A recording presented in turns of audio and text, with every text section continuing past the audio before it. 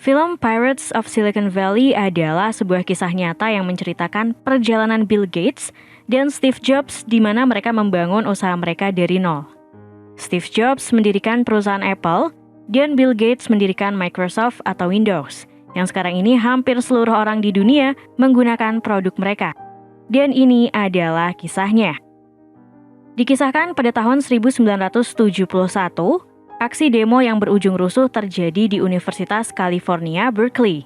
Tercatat ada 400-an mahasiswa yang turun dalam aksi tersebut, termasuk Steve Jobs dan sahabatnya yang bernama Steve Wozniak.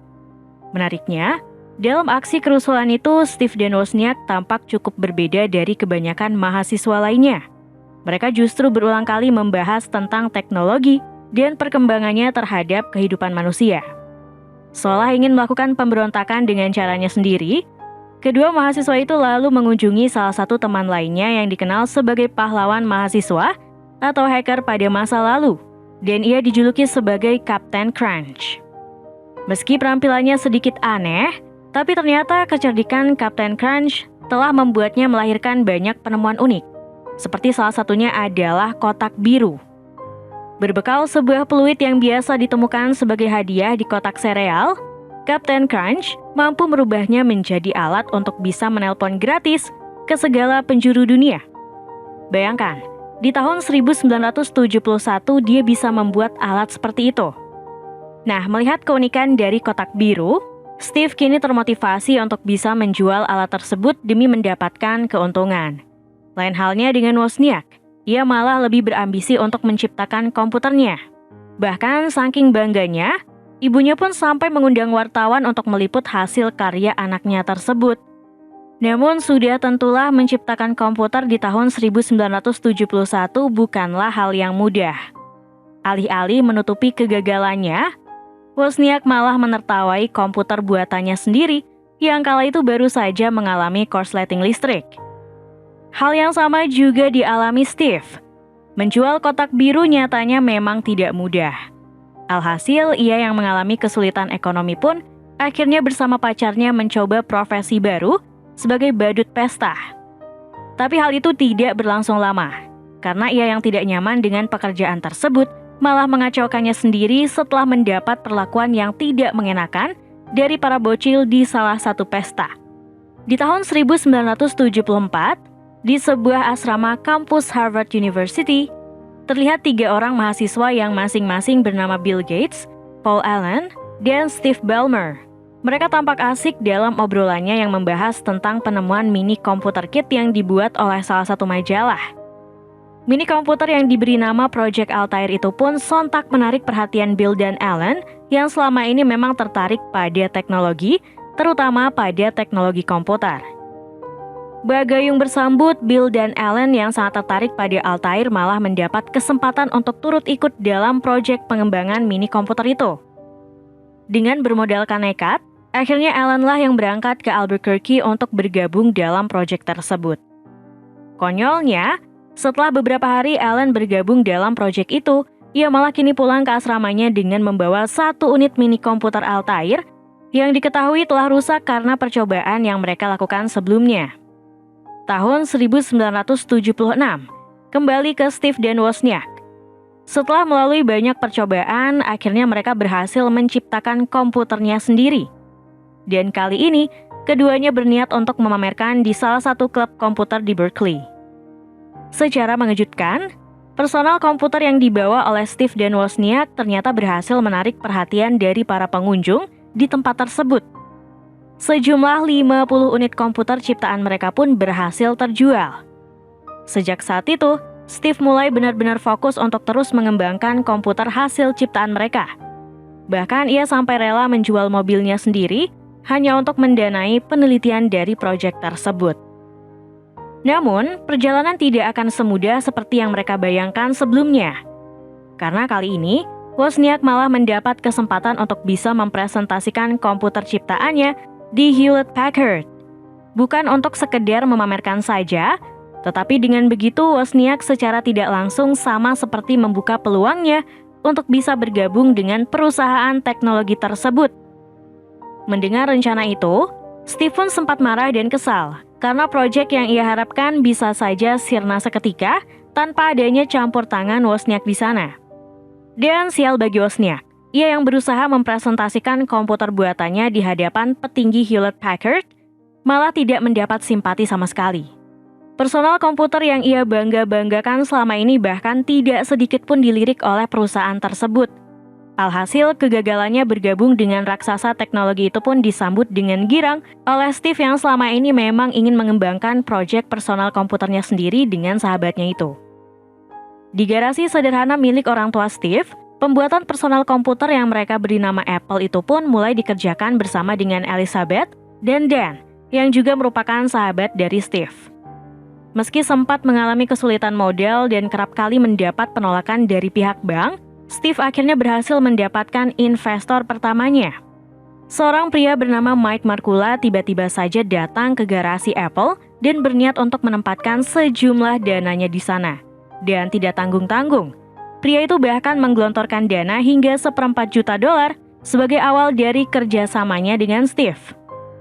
Di tahun 1977, pameran komputer di San Francisco menjadi ajang pembuktian dari kerja keras Steve dan timnya. Dalam acara tersebut, Apple Computer menjadi pusat perhatian dari semua pengunjung di sana. Bahkan Altair yang juga turut hadir, seolah tidak memiliki daya tarik sama sekali bagi para pengunjung. Menariknya, Bill dan Alan yang selama ini juga penasaran pada produk Apple ternyata turut hadir dalam acara tersebut. Keduanya bahkan sempat menghampiri Steve hanya untuk memperkenalkan diri mereka sebagai pemilik Microsoft. Namun tampaknya pertemuan itu bukanlah momen yang tepat untuk Bill dan Alan, karena Steve yang sedang sibuk melayani para pengunjung seakan tidak tertarik sama sekali dengan kedatangan pemilik Microsoft. Penjualan pada produk Apple pun kian meningkat hingga membuat bisnis Apple Computer menjadi semakin besar dalam waktu singkat. Tahun 1980, setelah melalui masa sulitnya, Microsoft akhirnya mulai mendapatkan kesempatan untuk bertumbuh seperti halnya Apple. Semua itu berawal dari kecerdikan Bill yang mendatangi kantor IBM dan menyatakan bahwa Microsoft memiliki sistem operasi sendiri yang ia beri nama DOS atau Diskette Operating System. Ia meyakini bahwa operating system tersebut akan sangat tepat jika digunakan di perangkat IBM. Perusahaan raksasa teknologi IBM yang kala itu mulai ketar-ketir dengan munculnya Apple, sontak langsung menunjukkan ketertarikannya pada gagasan Bill. Meski di satu sisi Bill merasa beruntung karena bisa mendapatkan kesempatan langka untuk bermitra dengan IBM, namun di sisi lain, ia pun khawatir karena ternyata semua bualannya tentang DOS semata hanyalah karangannya saja. Karena pada dasarnya Bill pun sama sekali belum berhasil menciptakan operating sistemnya sendiri. Di sini, Bill benar-benar hanya bermodalkan nekat untuk menawarkan operating sistemnya ke IBM. Atas alasan itulah, maka Bill dan Ballmer kini meminta Alan untuk mendatangi salah satu perusahaan kecil yang diketahui telah membuat operating sistemnya sendiri. Hal itu semata dilakukannya agar bisa membeli operating system tersebut dan mematenkan sebagai milik Microsoft. Dengan berbekal $5.000, Alan akhirnya berhasil membeli operating system tersebut yang sekaligus menjadi momentum kesuksesan Microsoft menjadi perusahaan perangkat lunak terbesar di dunia di kala itu. Di sisi lain, sisi gelap kehidupan Steve juga sempat diperlihatkan, di mana ia diketahui telah menelantarkan pacarnya sendiri setelah menghamilinya hanya karena tidak ingin reputasinya hancur. Dari hubungannya dengan sang pacar, lahirlah seorang bayi perempuan yang diberi nama Lisa. Nama itu juga yang akhirnya Steve gunakan sebagai nama komputer terbaru yang dikembangkan Apple. Lisa merupakan perangkat komputer terbaru yang memiliki tampilan grafis lebih baik dari perangkat komputer pendahulunya. Namun ternyata semua itu didapatkan Steve setelah ia membelinya dengan harga murah dari Xerox. Mirisnya, mulai dari tampilan grafis hingga perangkat mouse sebetulnya sempat dipresentasikan oleh tim pengembang di Xerox kepada para petingginya. Namun para petinggi di sana justru memandang remeh semua hasil temuan tersebut dan seakan menjadi barang rongsok, yang kemudian disulap Steve menjadi bernilai miliaran dolar.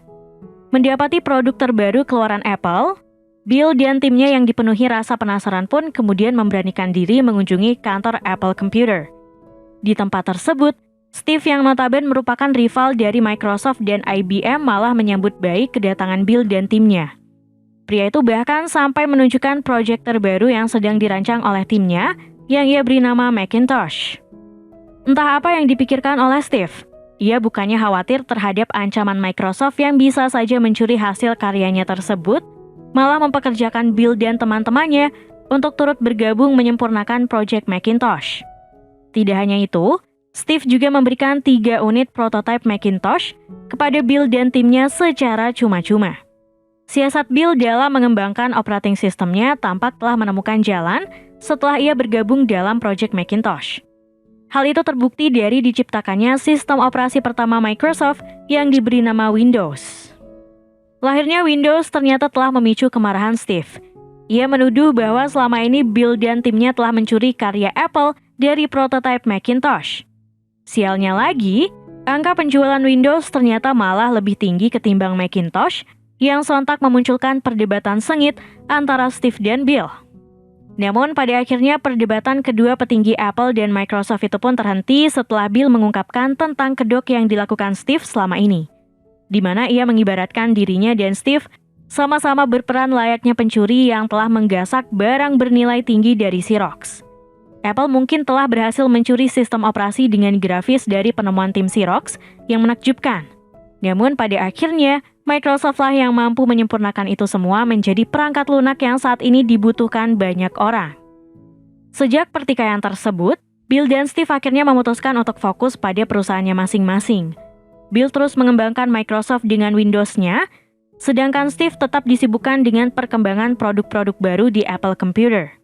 Namun sayangnya karir Steve harus terhenti tepat 3 bulan setelah perayaan ulang tahunnya yang ke-30, di mana kala itu ia dipecat oleh John Sculley karena perbedaan pendapat di antara keduanya. Steve juga diketahui telah menerima Lisa dan menjadikannya sebagai bagian dari keluarga barunya. Sementara Wozniak kini disibukkan dengan profesi barunya sebagai pengajar komputer untuk anak-anak sekolah dan mendanai kegiatan balet. Setelah cukup lama meninggalkan Apple, Steve akhirnya kembali bergabung dengan raksasa teknologi itu pada tahun 1997. Uniknya, Microsoft yang semakin berjaya dengan Windows-nya ternyata kini telah memiliki sejumlah saham di Apple Computer, seiring dengan predikat sebagai orang terkaya di dunia yang disandang oleh Bill di kala itu. Dan kisah pada film ini pun selesai. Nah, itulah tadi alur cerita dari film Pirates of Silicon Valley yang rilis pada tahun 1999. Kalau kalian suka dengan kisah-kisah seperti ini, sobat juga bisa request di kolom komentar. Terima kasih telah menonton, sampai jumpa pada video selanjutnya. Bye-bye!